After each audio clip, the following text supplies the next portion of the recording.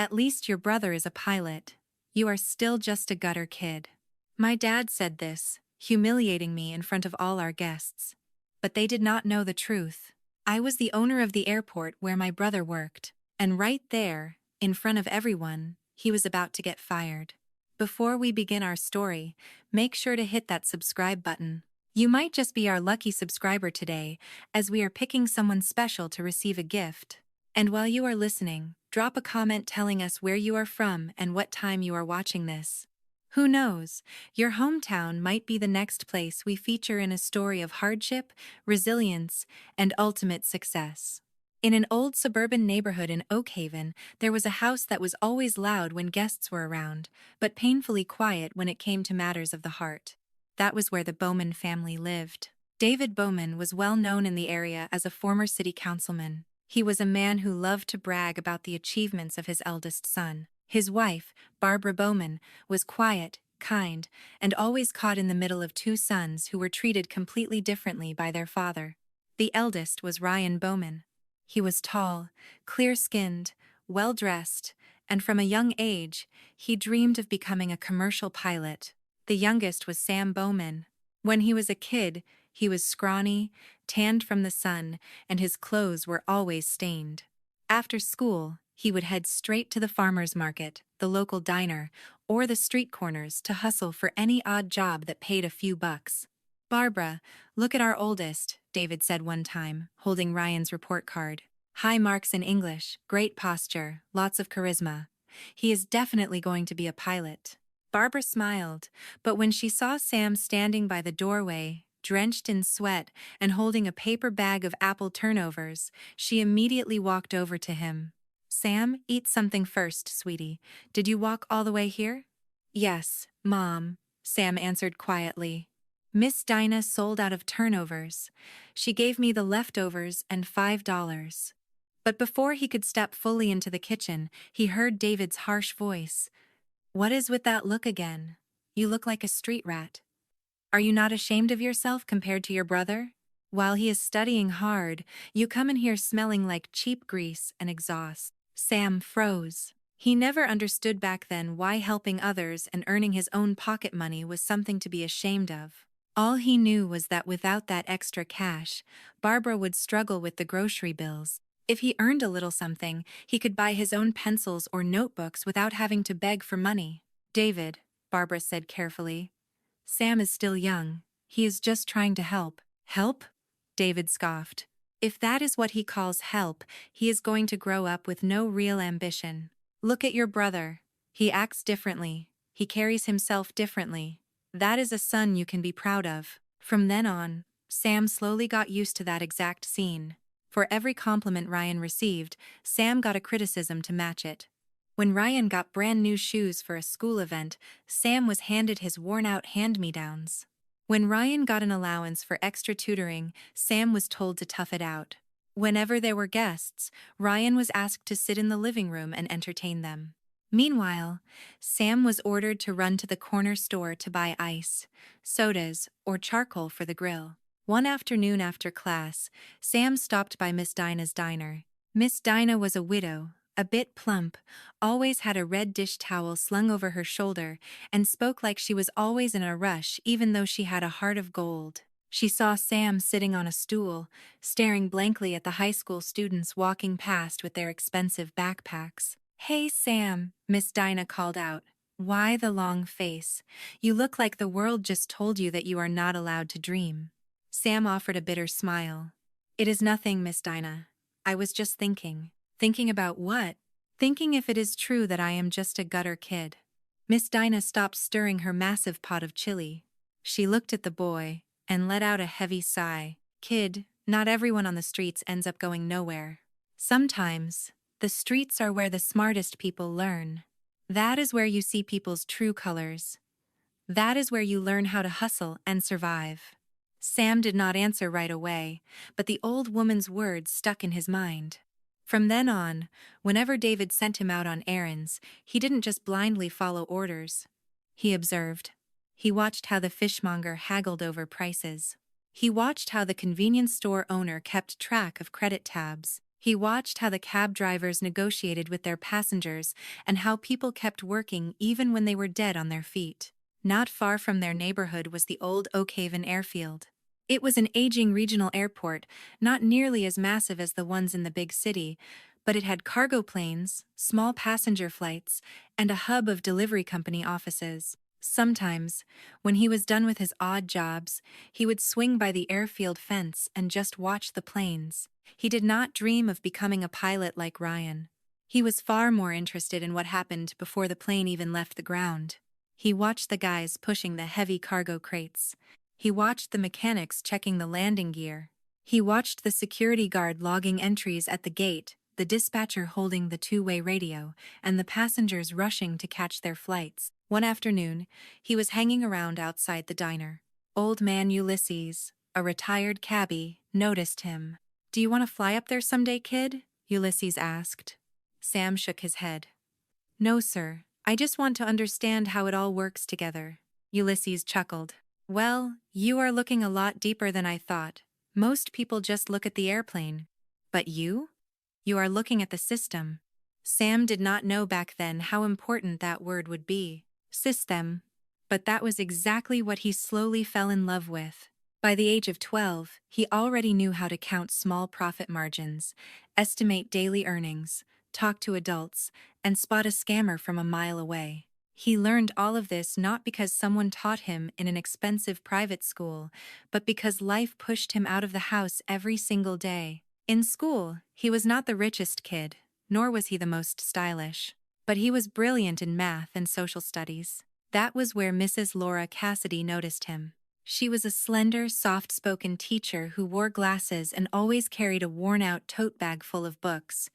One afternoon, she found Sam in the library, reading an old textbook about business management. "Sam," Mrs. Cassidy called softly. "Why are you reading that?" "It is not required for our class." Sam gripped the edge of the page. "I am sorry, ma'am. I will put it back." The teacher smiled. "I am not scolding you. I am just curious. Do you actually understand it?" "A little bit," Sam admitted. "There are some hard words, but when I read them over and over, I eventually figure it out." Mrs. Cassidy sat down across from him. "What do you want to be when you grow up?" It took a while for Sam to answer. He was so used to being laughed at whenever he mentioned having a dream, so the words came out very carefully. "I want to build a business that actually helps a lot of people. I just do not know what it is yet." Mrs. Cassidy did not laugh. She did not raise an eyebrow either. Instead, she pulled a small notebook out of her bag and wrote something down. "Tomorrow, I am going to bring you some new reading materials. Not everyone who builds a massive empire starts with massive money. Some start with nothing but sharp eyes and a strong stomach." That was the first time an adult truly believed in Sam without comparing him to Ryan. Back at home, the world continued to revolve around the eldest son. When Ryan passed the entrance exam for a prestigious aviation academy, David practically threw a town festival. There was barbecue, brisket, potato salad, and a massive vinyl banner hung outside their house that read, "Congratulations to our future pilot, Ryan Bowman." David even invited the neighbors, including City Councilwoman Martha Gable and Mayor Calvin Vance. "I always knew this boy of mine was going to fly," David boasted loudly. "Not like some people around here who know the streets better than their own textbooks." Sam knew exactly who his father was talking about. He was in the kitchen at the time, washing a massive pile of dirty dishes. He could hear the faint laughter echoing from the living room. He felt a crushing weight in his chest, but he forced himself not to cry. Barbara walked into the kitchen and gently placed a hand on his shoulder. "Do not take it to heart, sweetie," she whispered. "I am used to it, Mom." That answer broke Barbara's heart even more. Because sometimes, the most painful thing a mother can hear from her child is not a complaint, but the quiet confession that they have gotten used to the pain. There was one other person who noticed Sam's silent endurance. His Uncle Albert, David's younger brother. He did not visit often because the family always looked down on him. He lived a simple life, ran a small appliance repair shop, and never finished college. But unlike David, Uncle Albert actually knew how to listen. One evening, he found Sam sitting on the porch, fixing a broken box fan. "You know, kid," Uncle Albert said, sitting on a low wooden stool. "Just because they are loud does not mean they are right." Sam did not look up. "Sometimes it feels like they are right. Ryan is on his way to his dream, and I am still just here." "And what is wrong with still being here?" Uncle Albert asked. "You do not see a tree growing every single day. But years pass, and suddenly, everyone is shocked at how tall it has gotten."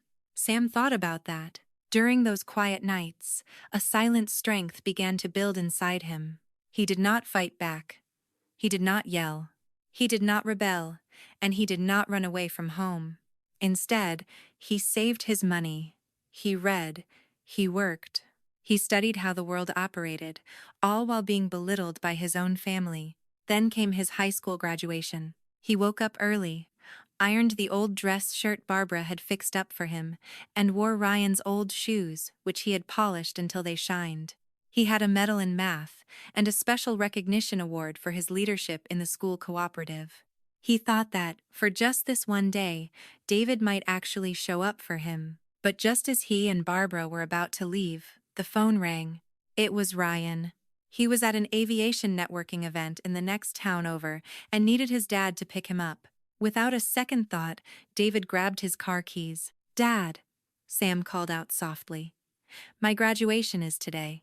David looked at him like he was an inconvenience. "Your mother is going to be there. Your brother's event is a rare opportunity. It is important that he networks with the right people in aviation." Sam didn't say another word. He just nodded. But inside him, a heavy silence finally shattered. It was not a raging anger. It was not jealousy, either.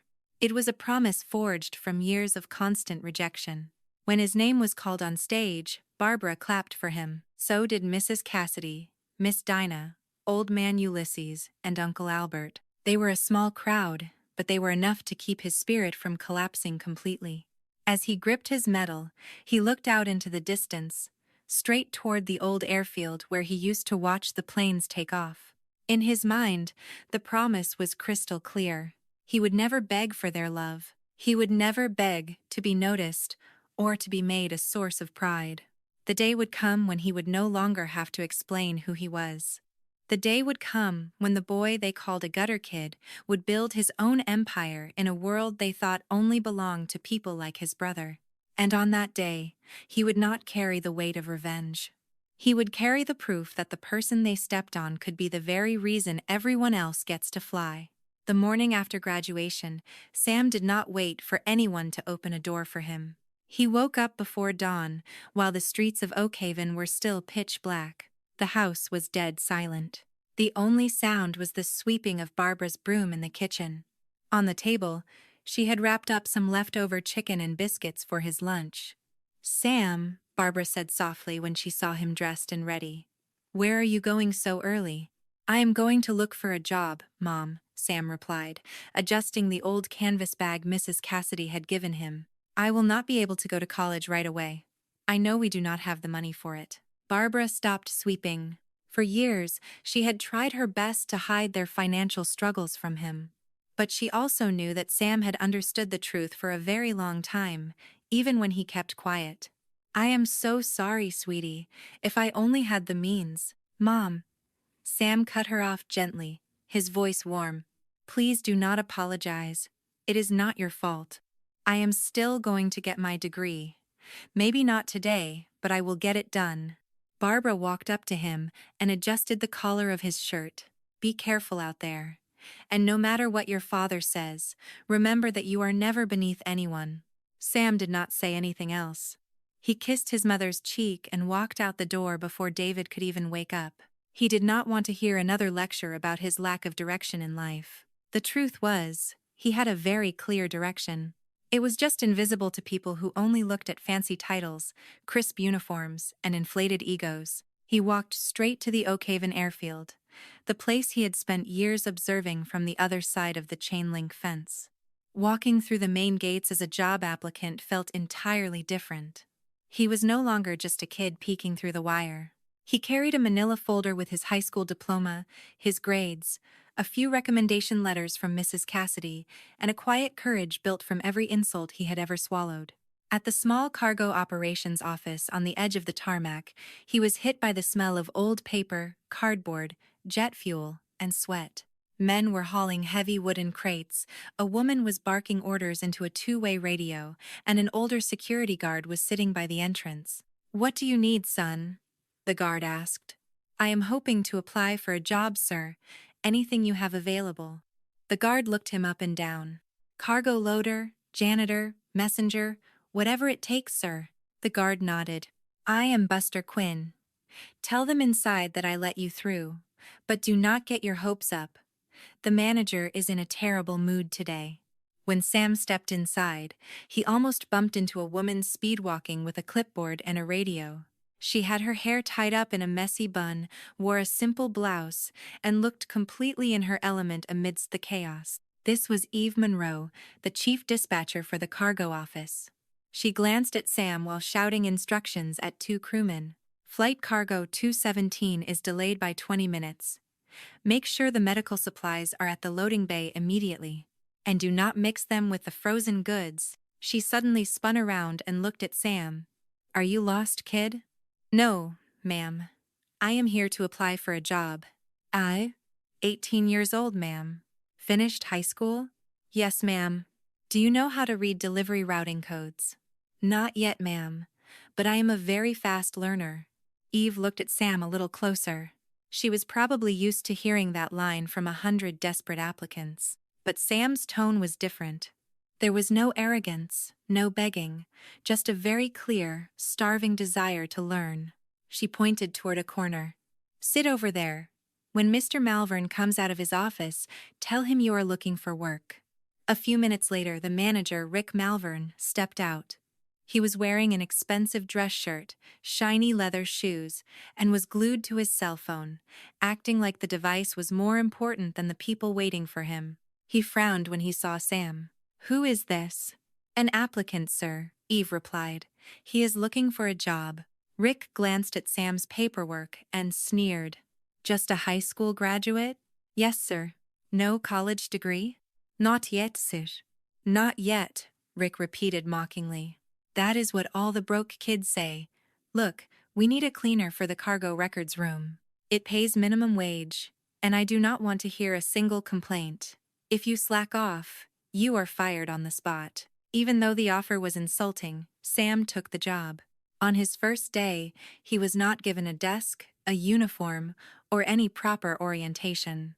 He was handed a broom, a mop, a bucket, and pointed toward a room buried in boxes. But as he cleaned the records room, he noticed the old cargo manifests, delivery schedules, flight routing codes, and billing sheets scattered everywhere. Instead of getting bored, he started reading them after his shift ended. Slowly, he taught himself how a product moved from the warehouse onto a plane, from the plane to the rural counties, and exactly how an entire operation bled money the second one tiny link in the chain failed. That was where he met Jordan Penix, a former aircraft mechanic who was temporarily demoted to a utility worker after being blamed for someone else's mistake.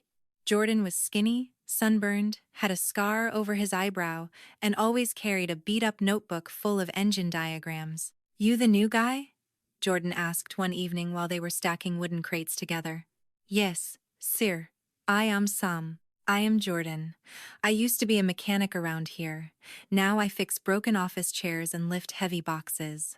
"Why did that happen, sir?" Jordan smiled, but it was a bitter one. "Rick tried to make me sign a maintenance clearance form before the actual inspection was finished. I refused. The very next day, they claimed I messed up the parts inventory. I have been carrying the blame for it ever since." That was the first time Sam realized that the airfield he had admired from afar was deeply flawed. There were good people, exhausted people, and corrupt people using their power to cover up their own incompetence. Over the next few months, Sam became the silent backbone of the cargo office. He was the first to arrive and the last to leave. If there was paperwork dropped on the floor, he organized it. If a loader and a dispatcher started arguing, he stepped in to secure the crates so nothing got damaged. If a new messenger got confused by the routing codes, Sam taught him even though he was technically just a cleaner. Eve noticed all of this. One afternoon, she caught Sam rearranging the massive delivery chart pinned to the wall. "Did you do that?" she asked. "Yes, ma'am." The old list was getting really confusing. "I just color-coded it. Red for urgent, yellow for regular, and blue for delayed." "Did anyone tell you to do that?" "No, ma'am. I just noticed that crates keep getting mixed up whenever they arrive at the same time." Eve stared at him for a long moment. "Do you realize that is supposed to be the floor supervisor's job?" "I am sorry if I overstepped, ma'am." "It is not wrong," she said quickly. "I am just shocked that the cleaner is the one who figured it out." From then on, Eve started giving Sam minor administrative tasks. First, it was simple data entry for old delivery slips. Then, it was cross-checking crate labels.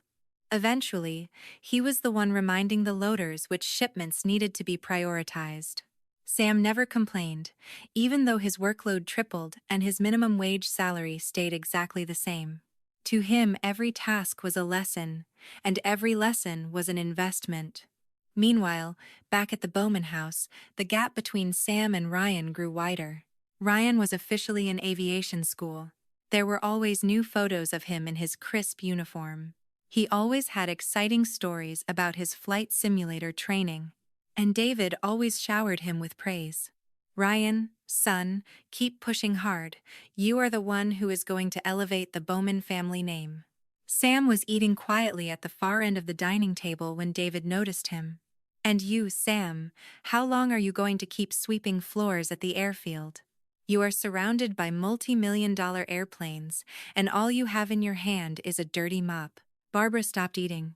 "David, stop it. Why? It is the truth. Not everyone who works at an airport gets to fly." Ryan glanced at Sam and offered a slight, pitying smile. He was not as outright cruel as their father, but there was a distinct arrogance in his eyes. "It is okay, Dad. At least he is employed." To Sam, the pity felt infinitely worse than the insult, but he kept his mouth shut. He just thought about the records room, the delivery charts, the heavy crates, and the exhausted people relying on a functional system. He did not hold success in his hands yet, but he finally held the steering wheel to his own life. Then came the night that completely changed how people looked at him. It was pouring rain. A massive cargo flight was arriving, carrying urgent medical supplies for 3 different counties suffering from a severe viral outbreak. At the exact same time, a major commercial client was threatening to cancel a $1 million contract because their shipments had been delayed 3 times already. Rick was locked inside his office, glued to his phone, and ignoring the chaos outside. Out on the cargo bay, the workers were panicking because the crate labels had been completely scrambled. "Mr. Malvern, we need a decision right now," Eve shouted over the radio. "If we load the medical supplies first, the commercial freight gets delayed again. But if we do not, those clinics will not get their medicine until tomorrow. Figure it out yourselves." Rick snapped back irritably over the speaker. "I do not want to be bothered. I am on an important call." The crew looked at each other in panic. Nobody wanted to make the call, because if it went wrong, they would be the ones getting fired. Sam walked up to the master chart, holding a stack of delivery slips. "Miss Eve," he said carefully, "can we pull up the aircraft's weight capacity limits?" "Why?" "There are 2 massive crates in the commercial freight that can be bumped to the morning flight because they are non-perishable hardware. If we isolate the medical supplies in the forward cargo bay and load the urgent commercial documents onto a smaller regional courier van, we do not lose the client. We just need to call the client right now and explain that a public health priority took precedence." The entire room went dead silent. Jordan was the first one to speak up. "The kid is right. The weight distribution works perfectly if we offload the non-urgent crates." Eve looked at Sam, stunned. "Are you absolutely sure about this?" "I am not a pilot or an engineer, ma'am. But based on the official manifest, it works. I will handle the weight limit tags, and Jordan can verify the structural arrangement." Jordan let out a low chuckle. "Man, it has been a long time since anyone asked me to verify an arrangement." Everyone immediately sprang into action. Eve called the angry client and managed the crisis. Jordan supervised the heavy loading. Buster Quinn opened up the emergency alternate gate for the courier vans, and Sam systematically marked every single crate with new priority tags. By the early hours of the morning, the medical supplies had taken off, and the commercial client had agreed to keep their contract. The next day, Silas Archer arrived at the office. Silas was a wealthy, retired businessman who owned a massive stake in the old airfield. He was elderly, had bright white hair, walked with a wooden cane, but his eyes were sharp as a hawk's. He had heard about the storm incident. "Who was the kid who drafted that emergency delivery protocol last night?" Silas demanded, standing in the middle of the office. Nobody answered right away. Everyone slowly turned their heads towards Sam, who was currently wiping down the front desk. "You?" Silas asked. "Yes, sir. But it was a team effort," Sam replied respectfully. Silas walked closer to him. "What is your official title here?" "I am a cleaner, sir." The old man raised a thick white eyebrow. "A cleaner who reads flight manifests and drafts emergency cargo logistics." Sam did not say a word. Rick Malvern suddenly burst out of his office, forcing a fake, nervous smile. He was clearly terrified. "Mr. Archer, he is just a kid. It was pure dumb luck." Silas turned his sharp gaze toward Rick. "I would rather hire a kid with dumb luck who gets the job done than a manager who constantly makes excuses." That was the moment Sam's life at the airfield became genuinely dangerous. Rick did not praise him after that. Instead, he made Sam's life a living hell. He assigned him the most disgusting maintenance jobs. He constantly messed with his shift schedule. There were even times when highly sensitive documents magically went missing, only to be found stuffed inside Sam's locker. Thank God Buster the security guard had caught one of Rick's cronies planting the files. Eve helped Sam hide copies of the real records, while Jordan handed over his beat-up notebook. The notebook contained a massive list of deferred maintenance reports and cargo irregularities that Rick had been covering up for years. "You are not just a cleaner anymore, Sam," Eve told him one night while they were locking up the office. "There are people here who are going to hate you simply because you know how to spot their mistakes." "I do not want to fight anyone, ma'am." "You do not have to want to," she replied. "Sometimes, when you refuse to play blind, they automatically turn you into the enemy." A few weeks later, Silas summoned Sam to his office. Sam assumed he was going to be fired over the tension with Rick. But when he stepped into the small conference room, the table was covered with legal documents, topographical maps of the airfield, and ancient blueprints of the runway. "I am planning a hostile takeover to buy the controlling shares of this entire airfield," Silas stated bluntly. "It is not going to be easy. The facilities are rotting, the contracts are a mess, and there are too many people here who are very comfortable with a corrupt system. I need an assistant who knows how to listen to the boots on the ground, not just the executives in the boardroom." Sam's eyes widened. "Me, sir?" "Yes. I am not picking you out of charity. I am picking you because I saw you understand an entire operation, from the dirty floors all the way to the dispatcher's desk. You are going to learn the corporate side while you work. The pay will be awful at first, but the ceiling is limitless." Sam thought of Barbara, Mrs. Cassidy, Miss Dinah, Old Man Ulysses, Uncle Albert, Eve, and Jordan. He thought of every single person who looked at him and didn't see useless garbage. He also thought of David and Ryan, but their voices were no longer the loudest ones in his head. "Yes, Mr. Archer. I will not waste this opportunity." That night, Sam went home more exhausted than he had ever been in his life, but his chest felt incredibly light. He was not rich yet. He was not famous. His family had absolutely no idea that the doors to the world he used to stare at through a chain-link fence were finally opening for him. But for the first time, he was no longer just a kid following orders. He was no longer just the cleaner hiding in the corner. He was becoming part of the system that he was destined to completely rebuild.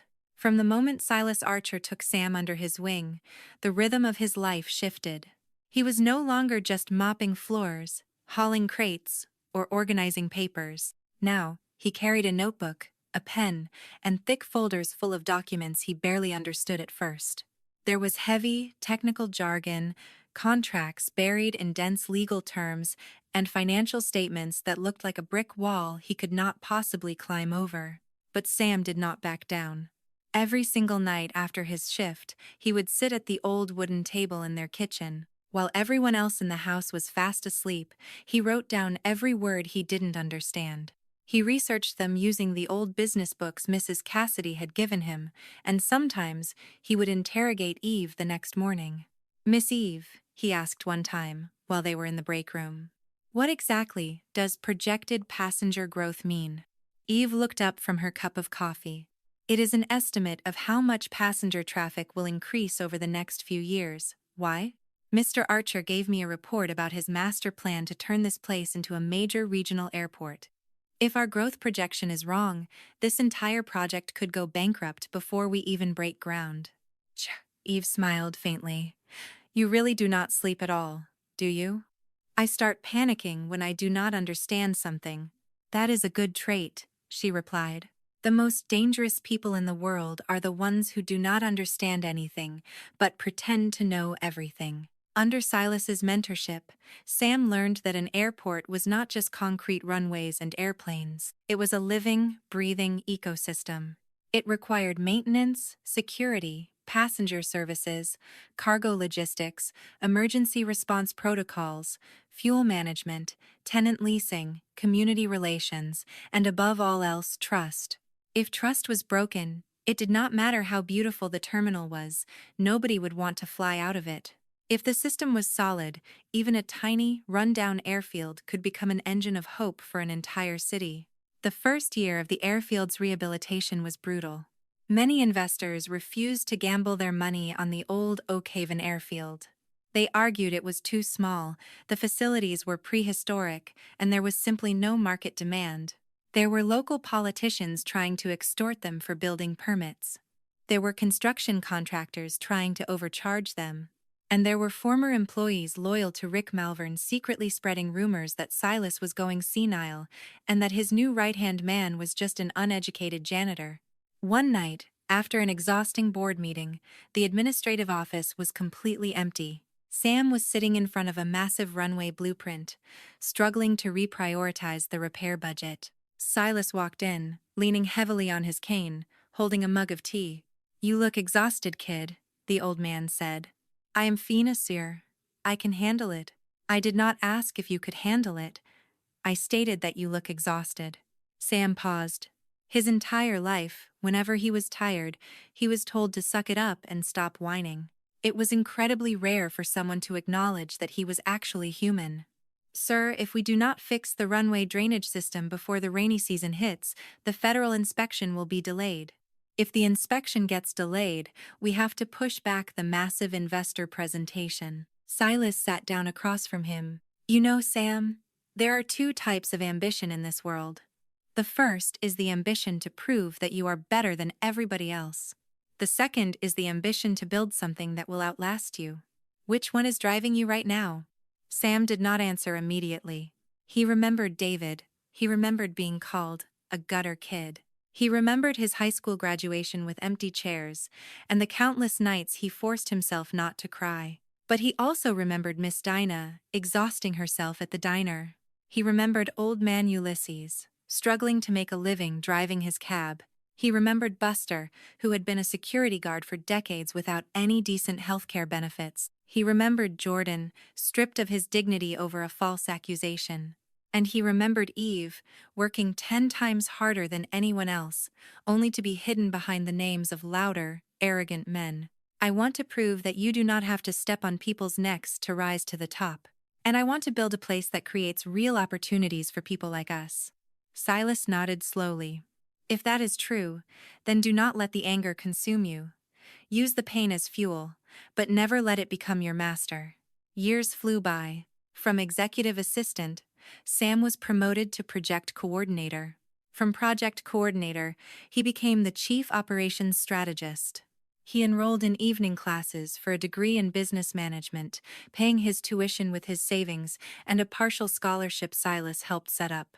There were nights he went straight from a muddy construction site to a university lecture hall, his clothes covered in drywall dust. Some of his classmates laughed at him because he always looked dead on his feet, but it never bothered him. Learning the material was far more important to him than looking impressive.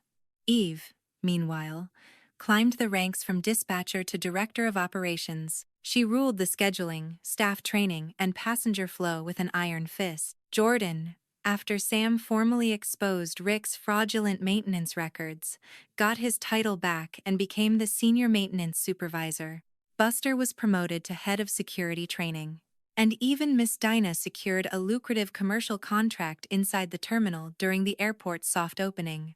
She was crying tears of joy when she saw the glowing neon sign above her brand new space, Dinah's Coffee and Cakes.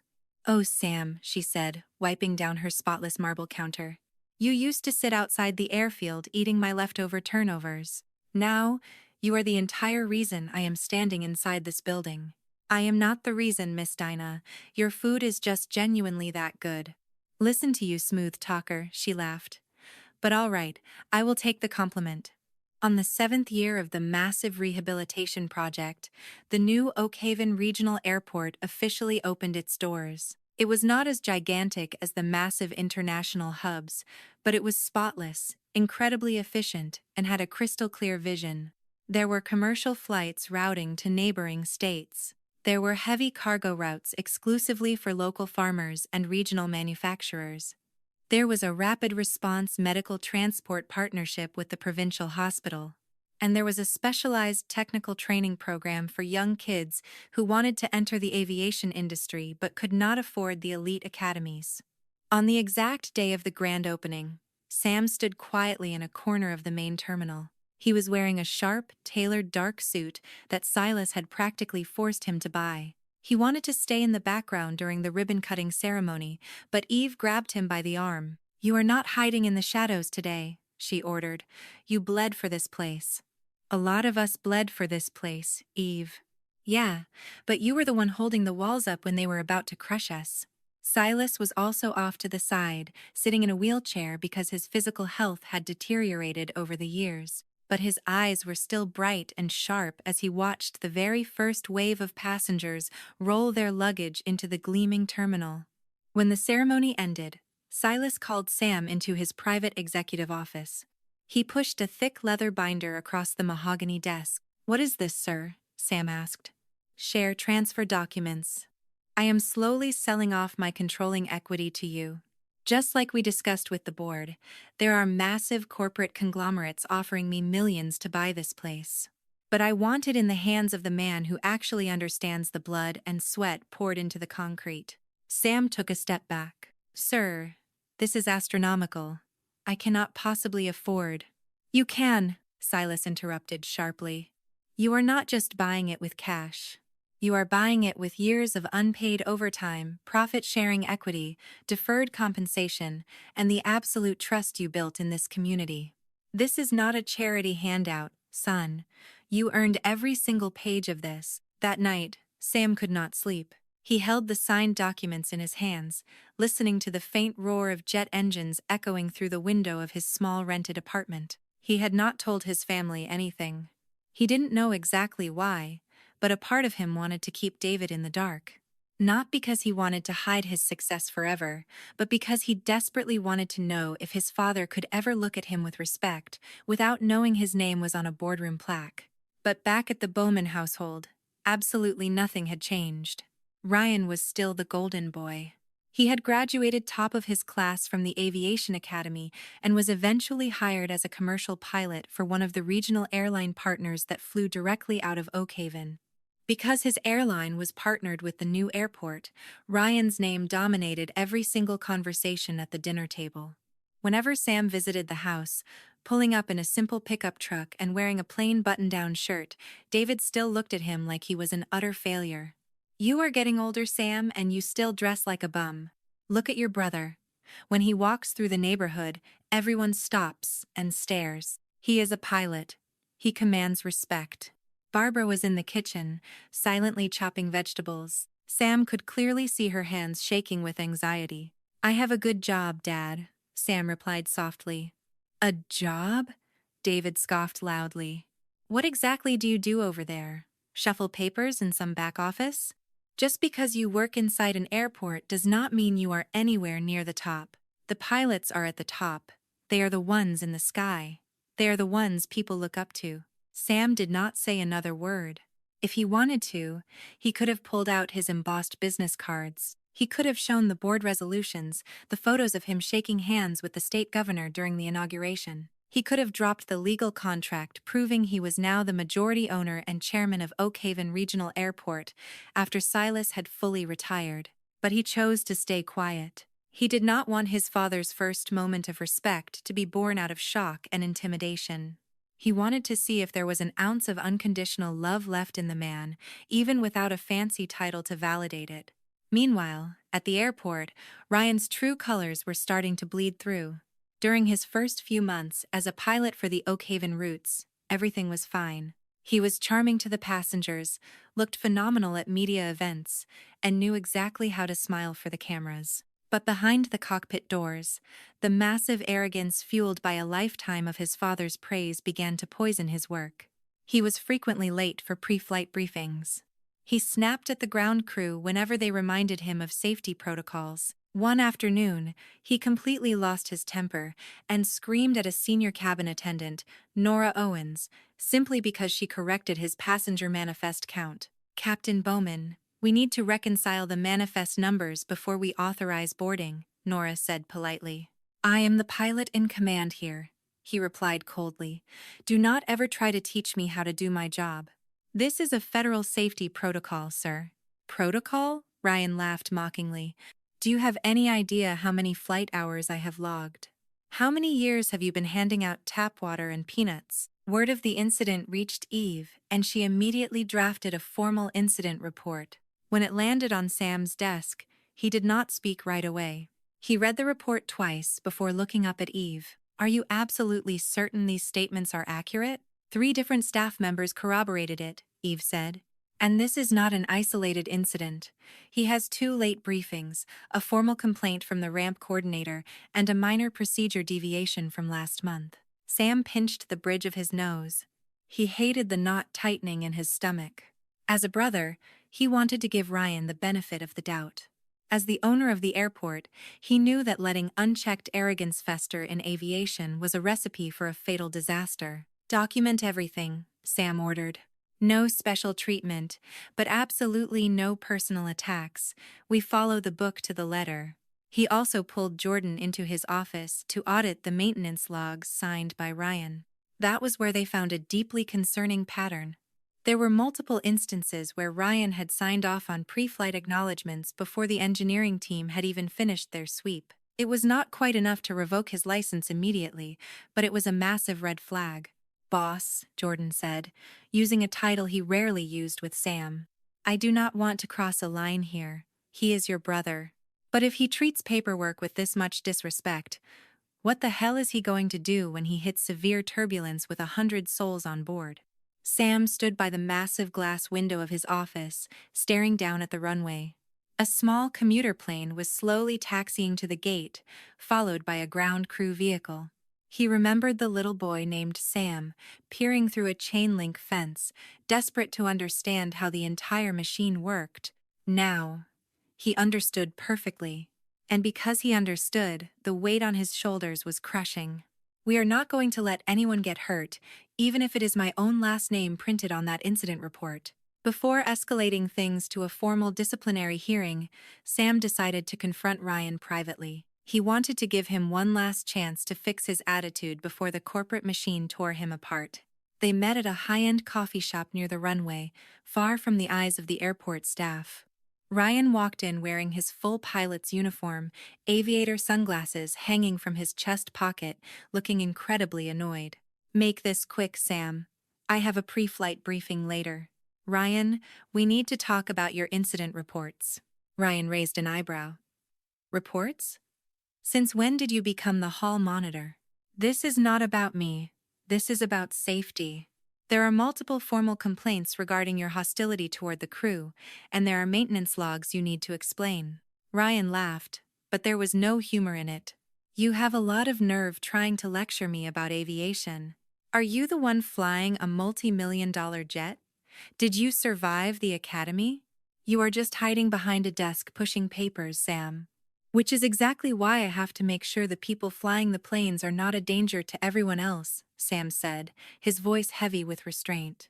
Please, do not bring your childhood jealousy into my career. I know it kills you that I became the pilot while you got left behind with the cargo boxes and the janitor mops. But you need to accept reality. Some men belong in the sky, and some men belong in the dirt. Sam went completely silent. Not because he didn't have a comeback, but because he finally realized the man sitting across from him was no longer just an arrogant older brother. He was a man who had never been told no in his entire life. And a man like that, given total control over an aircraft and innocent lives, was a ticking time bomb. Sam stood up and straightened his folder. Ryan, this is my final warning to you, man to man, brother to brother. Fix your attitude, respect your crew, and follow the damn protocols. Ryan stood up, towering over him, a smirk on his face. And if I do not? Sam looked him dead in the eye. If you do not, you will face the full weight of the board, just like everybody else. Ryan shook his head in pity. You do not have the power to do anything to me. Sam did not respond. He let Ryan walk away, wearing his arrogance like an impenetrable shield. Outside, the planes continued to roar across the Oakhaven skyline. But inside Sam, an unbreakable decision had been made. Blood was not enough to excuse negligence. A family name was not enough to silence the truth. And for the first time in his life, he was ready to choose the safety of thousands of strangers, even if it meant declaring war on the family that never saw his worth. After their tense conversation at the coffee shop, Sam did not act recklessly. Even though the danger of his brother's ego was crystal clear, he insisted on following strict legal protocols. For several weeks, the documentation standards at Oakhaven Regional Airport became airtight. Every single late briefing was logged. Every dismissive remark toward the crew was captured in sworn statements. Every sloppy signature on a maintenance log was forwarded to the compliance office for aggressive auditing. It was not easy for Sam. To the outside world, he was the calm, humble chairman of the board. But internally, the stress was eating him alive. He had never dreamed of the day he would have to launch an investigation into his own flesh and blood.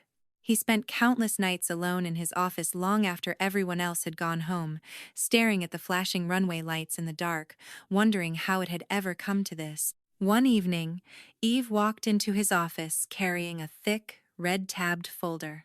Sam, she said softly, dropping the professional titles now that they were alone. You need to see this. He opened the folder and read the top document. It was an emergency incident report filed by a junior engineer named Kevin Bates. Kevin was only 24 years old. He was skinny, quiet, and always carried a small flashlight and a grease pencil in the pocket of his coveralls. He was the son of a local farmer and was actually one of the very first scholars from Oakhaven's new technical training program. According to Kevin's sworn statement, there was an unresolved maintenance warning light on an aircraft assigned to Ryan for his next flight. It was not a catastrophic engine failure, but it legally required a final diagnostic check before the plane could be cleared for takeoff.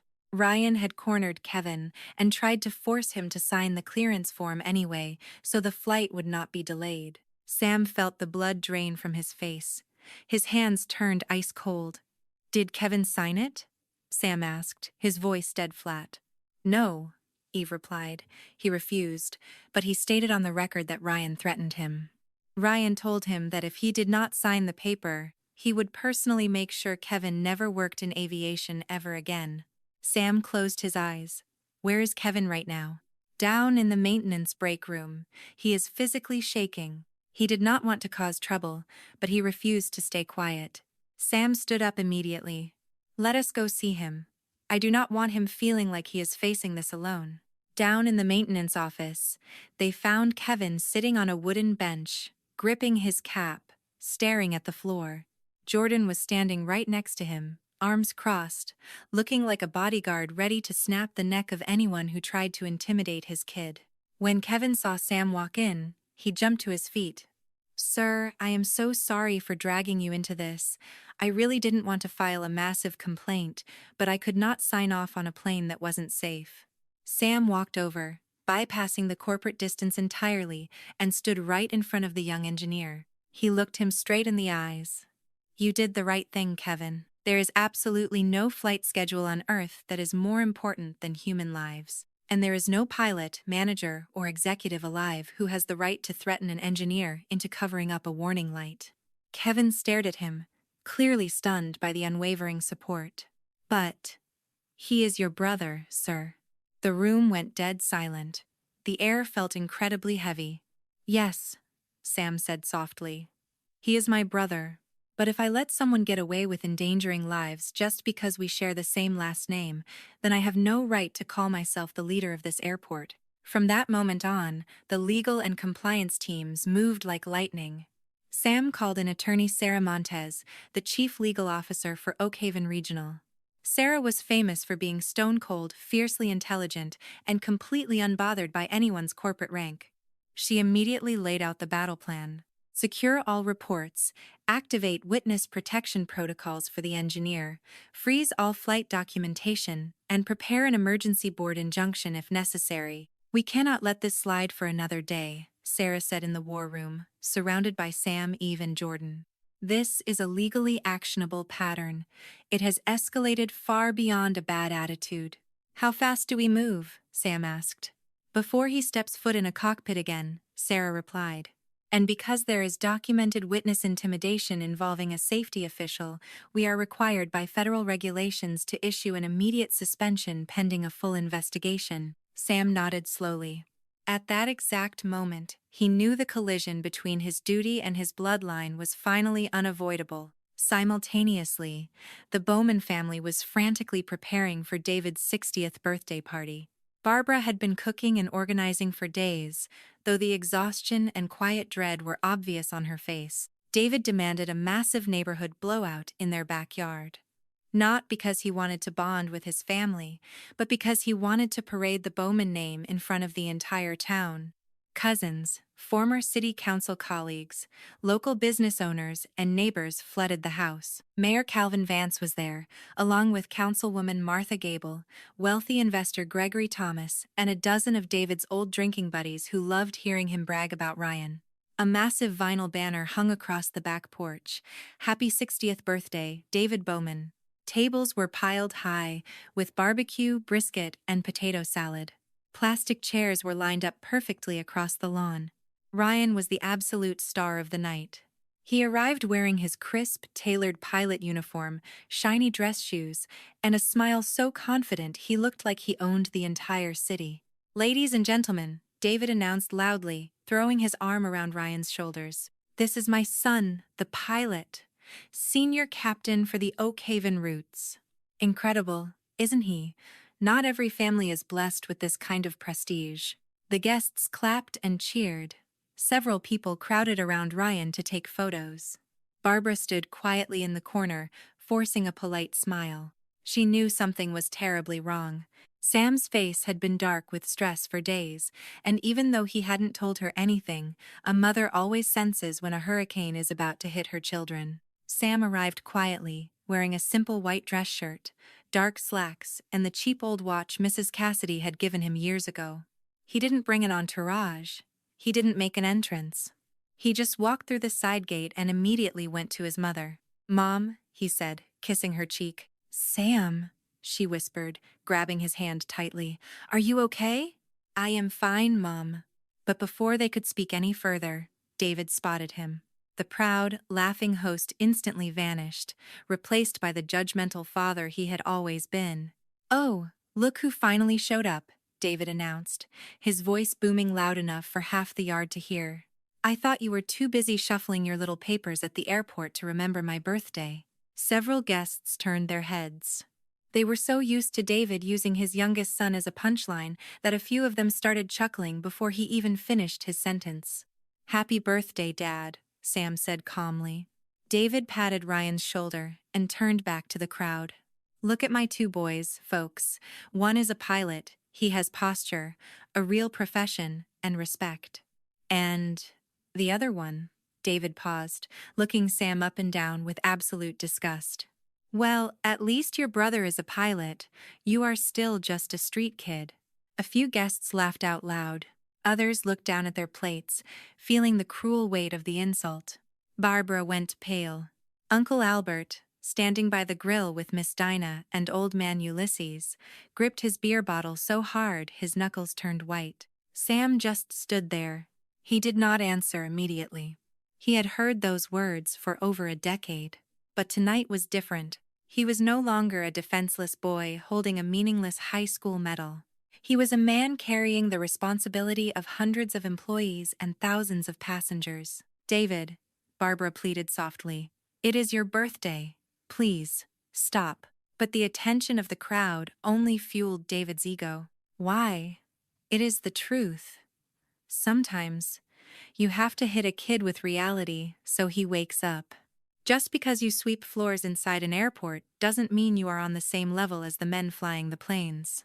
Ryan, tell your little brother how hard it actually is to be a real pilot." Ryan smiled, though he looked a tiny bit uncomfortable.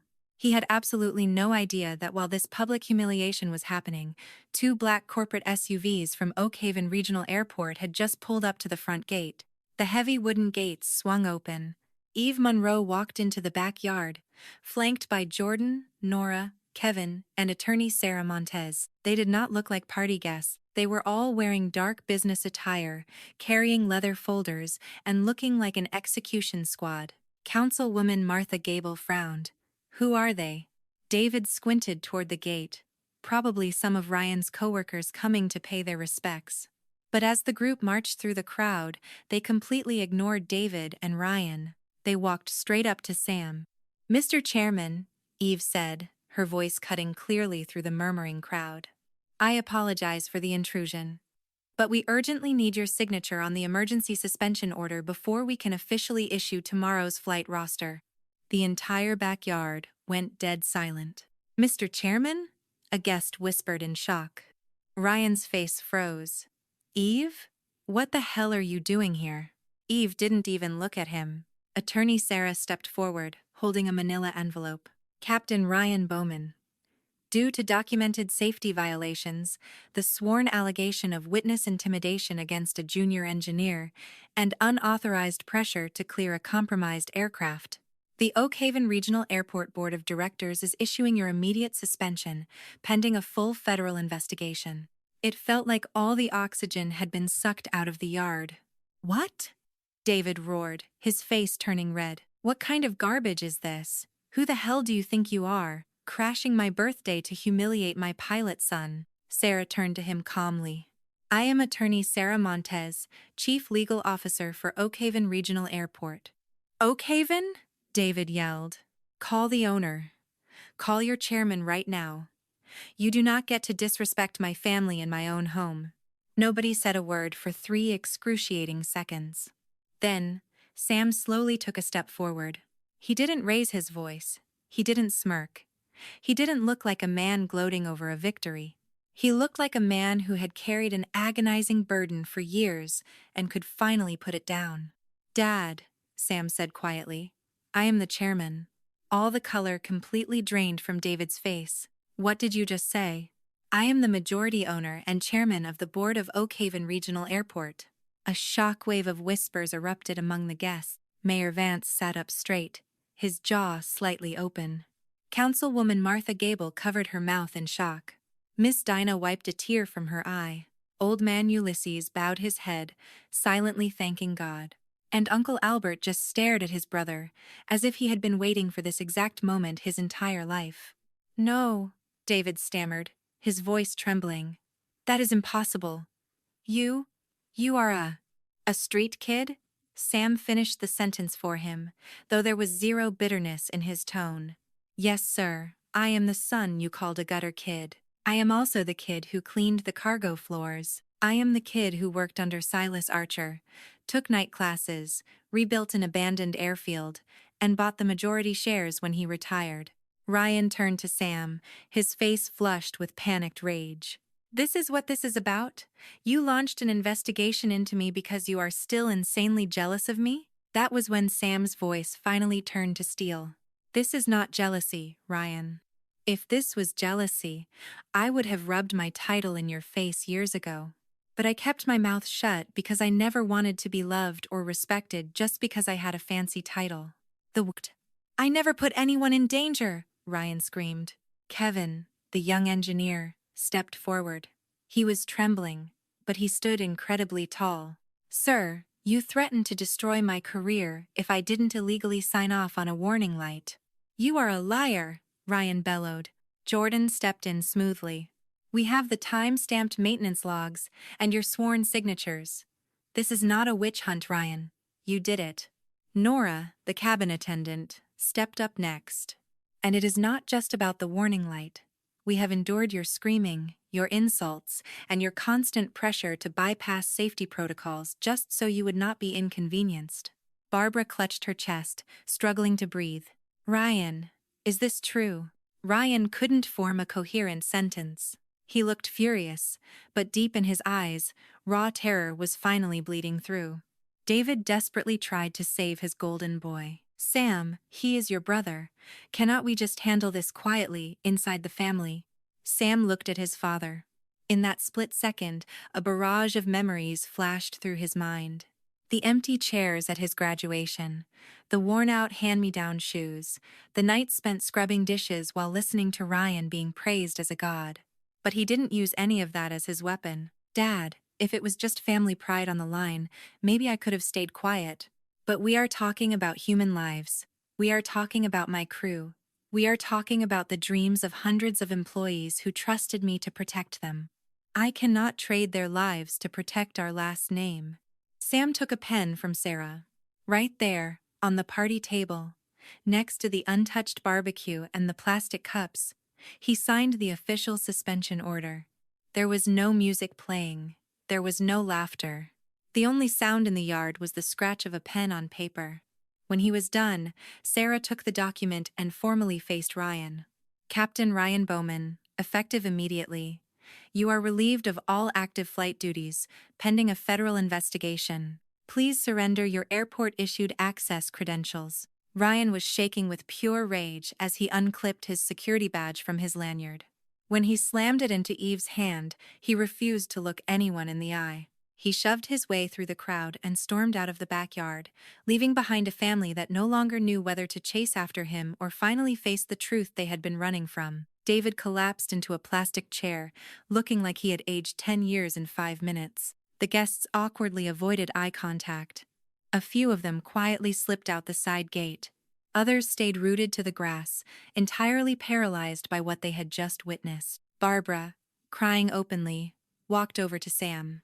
Sweetie, why did you not just tell us? Sam looked at his mother, and for the first time that night, his hardened expression softened. I just wanted someone to see me, Mom, even when I had nothing to prove. Barbara broke down sobbing. She threw her arms around Sam in front of the entire town. She did not hug the chairman. She did not hug the millionaire. She hugged the son she had always wanted to defend, but had too often failed to protect. Across the yard, David sat frozen, staring at the two of them. Not a single word left his mouth. His loud, booming, judgmental voice had been completely crushed by the weight of his own profound shame. On the exact night he thought he was crowning the absolute glory of his favorite son, he finally witnessed the colossal shadow of the boy he had spent a lifetime pushing into the dirt. As Eve, Jordan, Nora, Kevin, and attorney Sarah quietly packed up their documents, it was obvious to everyone that this was not just the downfall of Ryan Bowman or the grand reveal of Sam's empire. It was the execution of a decades-old lie. The lie that a man's worth is measured by his uniform, the applause of a crowd, and his ability to look down on everyone else. The morning after the party that shattered the Bowman family's illusions, Sam arrived at Oak Haven Regional Airport before sunrise. He hadn't slept at all. His mind was running a continuous loop of Barbara crying, the devastating shock on David's face, and the pure hatred in Ryan's eyes when he surrendered his badge. But when he stepped onto the terminal floor, his responsibilities did not allow him the luxury of drowning in his own family drama. In an airport, lives were literally on the line. The machine could not stop spinning just because the chairman's heart was heavy. Inside the executive conference room, Eve, Jordan, Nora, Kevin, and attorney Sarah were already waiting. The room fell silent when Sam walked in. They all knew how brutal the previous night had been for him, but nobody dared bring up the birthday party. "We start with a massive safety audit," Sam ordered, dropping his leather folder onto the table. "I want every single flight," Ryan Bowman commanded, "over the last 6 months pulled and reviewed. We are not hunting for ghosts, but we need absolute certainty that nothing else was swept under the rug. If there are crew members who were too terrified to speak up before, open an anonymous, encrypted reporting channel today." Eve nodded, already typing on her tablet. "I have a preliminary list of the cabin crews he worked with. Several people actually emailed us statements late last night after the news broke." "Kevin," Sam called out. The young engineer looked up, clearly still nervous. "Starting this minute, you are under full corporate whistleblower protection. Nobody threatens your job, ever. If anyone calls you, texts you, or corners you in the hangar, you bypass your supervisor and walk straight into Attorney Sarah's office. Understood?" "Yes, sir," Kevin answered, his voice quiet but much steadier than the day before. Jordan leaned forward. "We also need to overhaul the culture in the maintenance bays, Sam. There are old-school guys down there who are hardwired to just blindly follow orders when a pilot starts yelling. We have to break that habit." "Then we break it," Sam said firmly. "Starting today, there is no rank higher than safety. If a junior grease monkey says the engine sounds wrong, the plane does not fly. If a flight attendant says the passenger count is off by 1, the doors do not close. If a baggage handler spots a hazard, we shut down the tarmac and listen. Nobody gets screamed at for doing their job. Not anymore." Everyone in the room felt the gravity of his words.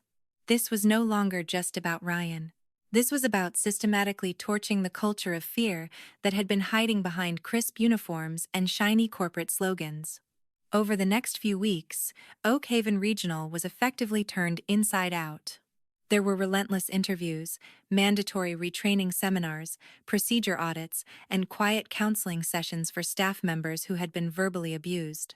Sam never paraded Ryan's humiliation to the press. When a local news reporter cornered him, asking why his famous brother had suddenly vanished from the flight rosters, Sam kept his answer incredibly brief. Oak Haven Regional follows strict federal safety protocols. Any personnel currently under administrative review will go through the proper due process. He refused to use anyone's name to feed the media circus. The public respected his absolute professionalism, but back at the Bowman house, healing was entirely non-existent. David had locked himself in his room for days. The man who used to strut around the neighborhood waving at everyone was now terrified to even look out the window. He could hear the phantom whispers of his neighbors, even when the street was empty. He felt like every person driving past his house knew what a catastrophic failure he was. But heavier than the public humiliation was the crushing realization that he was the one who had ruined both of his sons. He poisoned Ryan with arrogance, and he buried Sam in silence. One afternoon, Uncle Albert showed up at the house. He found David sitting alone on the back porch, staring blankly at the empty driveway. "You used to sit in that exact chair," Albert said, pulling up a stool beside him, bragging about how high Ryan was going to fly. David did not answer. "And right there," Albert pointed to the sidewalk, "is where Sam used to walk home, sweating through his shirt, carrying bags of junk to sell. And you never once asked him if he had eaten." David slowly turned his head. There was a flash of anger, but he had absolutely no energy to sustain it. "If you came here to punish me, Albert, save your breath. I already know." "I am not trying to punish you," Albert replied softly. "I am saying this so you finally understand it. Sam did not accidentally drift away from you. You spent 18 years actively backing away from him." David looked down at his trembling hands. I thought if I was hard on him, it would force him to toughen up and survive." "That was not tough love, David. That was cruelty. And he survived not because you broke him down, but in spite of the fact that you broke him down." A single tear rolled down David's cheek, and he quickly wiped it away. For the first time in his life, he had absolutely no fake bravado left to hide behind. Meanwhile, Ryan was living through the darkest chapter of his life. For weeks, he was grounded. The roar of the jet engines, the admiring stares of the passengers, the salutes from the ground crew, it was all gone. The intoxicating feeling of being a god among men had vanished overnight. During the formal federal disciplinary hearing, he was buried under a mountain of evidence. Kevin's sworn statement, Nora's testimony, the maintenance logs, and a half-dozen other reports of severe protocol violations were laid out on the table. He didn't permanently lose his commercial license, mostly because no actual accident had occurred. But the punishment was agonizing. He was slapped with a massive suspension, forced into mandatory psychological evaluations, and ordered to complete months of grueling retraining. Even if he finished it, he would be placed on strict probationary status. After the final hearing, Sam saw Ryan standing alone in the massive airport parking garage. He was not wearing his pilot's uniform anymore. He was dressed in a faded gray t-shirt, carrying a manila envelope containing his board sanctions. He had dark bags under his eyes. "There you go," Ryan said bitterly as Sam approached. "You won." Sam stopped a few feet away. "Nobody won here, Ryan. Easy for you to say. You own the damn building. I lost everything." "You did not lose everything," Sam replied calmly. "You just lost the weapon you were using to terrorize people." Ryan glared at him, a desperate attempt to look tough, but his voice cracked. "My entire life, Dad expected me to carry the Bowman name. I was the one who had to be perfect." "And you probably got exhausted carrying that weight," Sam said softly. Ryan went silent. He was fully prepared for Sam to gloat. He expected Sam to scream at him, to humiliate him, to exact revenge for a lifetime of bullying. He had absolutely no idea how to defend himself against a brother who looked at him with genuine empathy. Do you hate me?" Ryan asked, his voice barely above a whisper. "Yes," Sam answered honestly. "I hate what you did. I hate that you made innocent people terrified of you. But that doesn't mean I want to see you destroyed forever. What am I even supposed to do if I am not a pilot?" "Maybe," Sam said gently. "This is your chance to figure out who you actually are when you take off the uniform." Sam walked away, not to abandon his brother, but to give him the silence he needed to finally face the mirror without making excuses. Months turned into a year. The culture at Oak Haven Regional Airport transformed into something remarkable.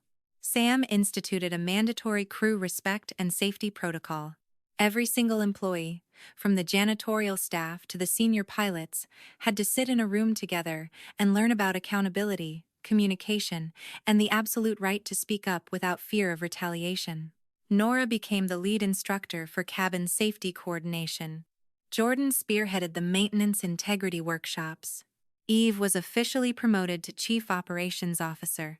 And Kevin, having overcome his anxiety, studied relentlessly and officially passed his exams to become a fully licensed aircraft maintenance engineer. One afternoon, while doing his usual walkthrough of the terminal, Sam strolled past Miss Dinah's food stall. There was a massive line of people, passengers, baggage handlers, cab drivers, and tourists. "Well, look who it is, Mr. Chairman," Miss Dinah teased loudly. "Want some hotcakes?" "Miss Dinah, please just call me Sam." "Absolutely not. When the food is free, I call you Mr. Chairman." Sam laughed out loud. In the middle of the corporate chaos and the crushing stress, these people were his anchor. They constantly reminded him why he chose the hardest path possible. Another year later, the Oak Haven Aviation Access Scholarship was officially launched.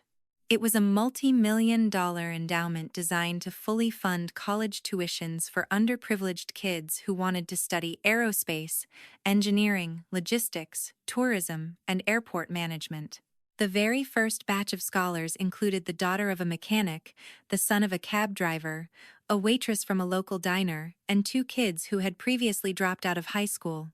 At the grand opening ceremony for the foundation, Sam invited Mrs. Laura Cassidy as his guest of honor. The old teacher walked much slower now, leaning on a cane of her own. But when she saw Sam standing at the podium, her face lit up like the sun. "Mrs. Cassidy," Sam said, walking down the steps to help her onto the stage. "If you hadn't given me those old textbooks, I would never have made it into this building." Mrs. Cassidy squeezed his hand tightly. No, Sam. All I did was hand you paper. You were the one who stayed up late reading them. You were the one who believed in yourself when nobody else did. Barbara was also sitting in the front row. Next to her was David. It had taken months of convincing to get him to leave the house, but he was finally there. He was no longer the loud, boastful man demanding attention. He sat quietly, watching the young kids walk across the stage to accept their scholarship certificates from his son. With every kid that shook Sam's hand, David saw flashes of the past. He saw the scrawny kid carrying bags of leftover pastries. He saw the teenager standing with a cheap graduation medal. He saw the son he never bothered to clap for.